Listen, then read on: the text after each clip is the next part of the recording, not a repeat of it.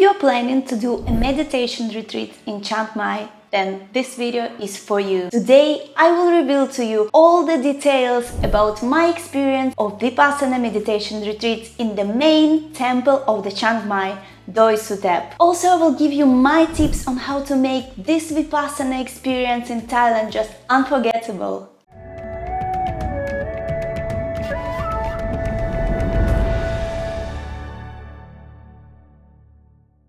I did my 10 days silent meditation retreat in Chiang Mai, Thailand, and I would definitely recommend this experience to everyone. You can do also 4 days, 5 days, 7 days or 21 days if the 10 days format is not good for you. Now, what about the rules in this center? So first of all, it's no talking, no using the phone, no reading, no practicing sport, and it's basically like not doing anything that will be not a meditation. So during the whole silent meditation retreat, you're really encouraged to practice meditation. Another rule was to wear a white clothing like the one that I have right now, the one that will cover your elbows and your knees. Nobody is really observing you, nobody is watching you. Yes, you are guided by a teacher with whom you meet on a daily basis, but nobody will force you to meditate. What about the schedule? We were waking up at 5 in the morning. At 5:30 we're starting a Dhamma talk where our teacher was presenting us the concept of the Buddhism, and the talk used to last for around 1 hour. Then there was some free time when I used to go and see sunrise by myself.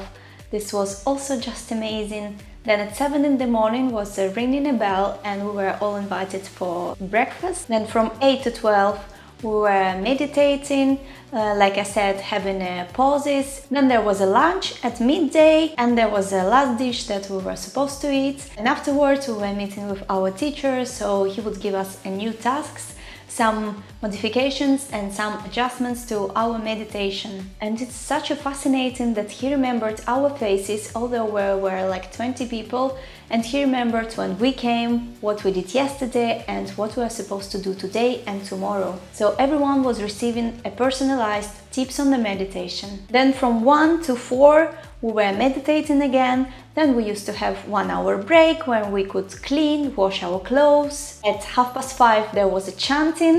That was another one of my favorite parts of the day because I just love singing. Then we were meditating again until 9, and at 9 you're supposed to go to sleep. What about the location? Wow, that was just an amazing location. The Doi Suthep is a main monastery in Chiang Mai. It's located on the top of the mountain from where you can see an amazing view. And the meditation center is located just above the main building, so you're kind of separated from all the other people who are passing by, and you feel really at calm and at peace. Now let's talk about the accommodation, and actually the conditions were not so bad as I thought they were going to be. So the girls and the boys were living in separated blocks, and each and every person had a tiny room where you could also meditate and of course sleep. One block is consisted of 5 rooms, and at the end of the corridor you have a bathroom, 3 bathrooms actually, and 1 shower that you're supposed to share with another people from the same block. The conditions actually were very basic during this meditation retreat. There was a bed with a wooden thing on it, so you will sleep on something firm. The cushion was also very firm, but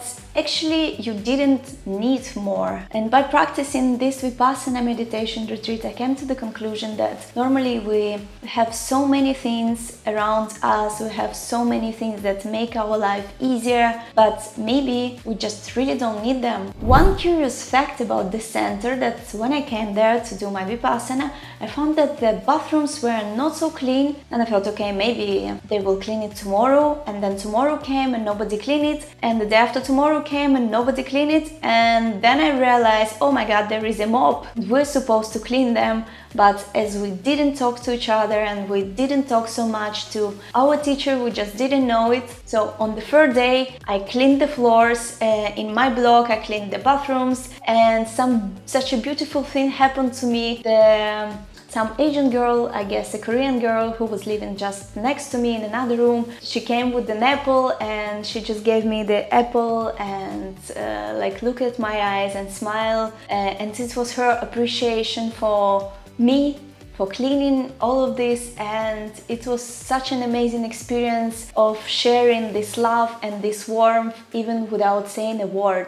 And now that we talked about the conditions of living, let's talk about the meditation, where it happens. Actually, there is a meditation center with the 3 floors where you can choose a meditation hall and do it there all together. There are special carpets where you're supposed to walk during the walk-in meditation. Then there are curtains that you can put underneath you while seated, because of course sitting on the floor in a cross-legged position for a Western person, it's not so comfortable, so you should get used to it. This is kind of uncomfortable, so I think it's really great to find this place out of your comfort zone and to discover how you can adjust to this situation. And don't you worry, the meditation hall as well as your room is protected with this anti-insect nets, so you will be securely protected from the mosquitoes. And now comes the question that most of the people are asking me: what about the food there?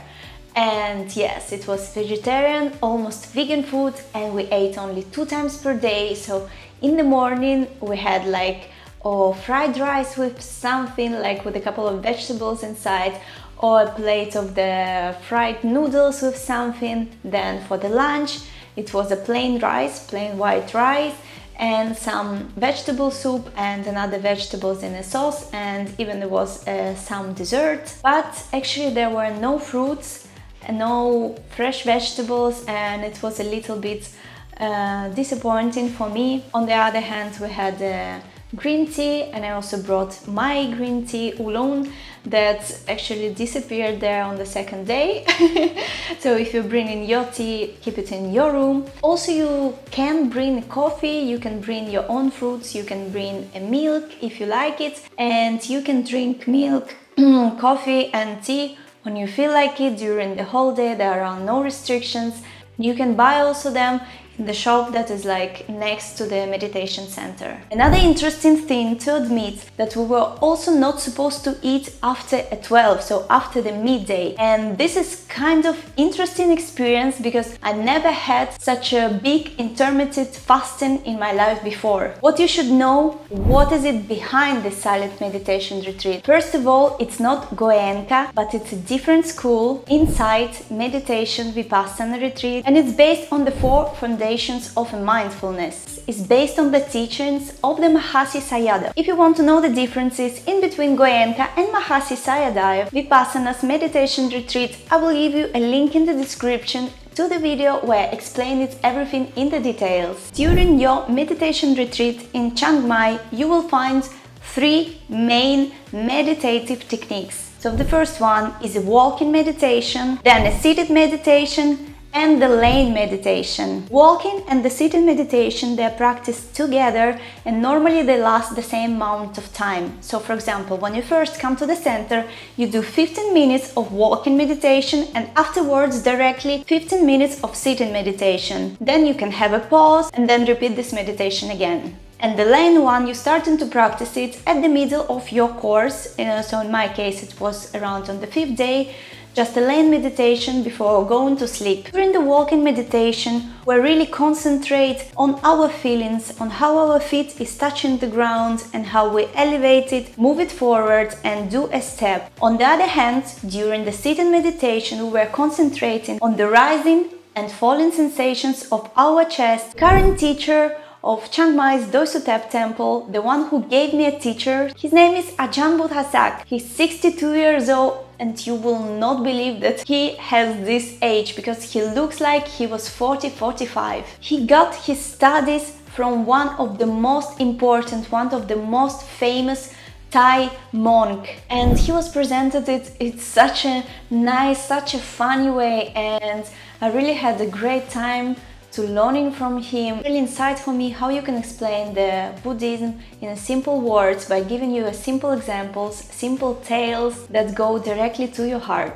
These teachings were very valuable for me, and they really changed my perspective on how I see the things, how I act to another people, and how I act to myself. Now comes the part of the tips. What would I recommend you to bring to this monastery, to this Vipassana meditation experience? Couple of the white shorts and the white trousers But don't you worry if you don't have so much white clothes, because for example, when I came to the center, I found just like a pail of white clothing from the people who did Vipassana before. I could just take it, wash it and wear it. One very important thing is to bring your detergent, as you're going to stay there for 10 days. You will really need to change your clothing. Don't forget to bring all the hygiene, personal stuff like a toilet paper, because you're not going to have it there. You can buy it in the shop that is in the meditation center, but it's also good to bring it for you, so you will have it at the very beginning, as well as the soap, shampoo, toothbrush, toothpaste and all this stuff. And another interesting thing, that you'd better bring your alarm clock. That will be a watch that you can buy on the market somewhere nearby. It's better not to use your phone, so you will be not distracted. So when every alarm starts to ring, this is kind of annoying and this can distract another people from their meditation. In the conclusion, I want to say that I really love this experience. I really love the teachings and the way this monk explained it to us. It was just so amazing, and the whole experience was for me so peaceful, so calm, so I could really regenerate. And I will definitely do this experience this year, and I want to do this experience every year, because I think that Vipassana can really help you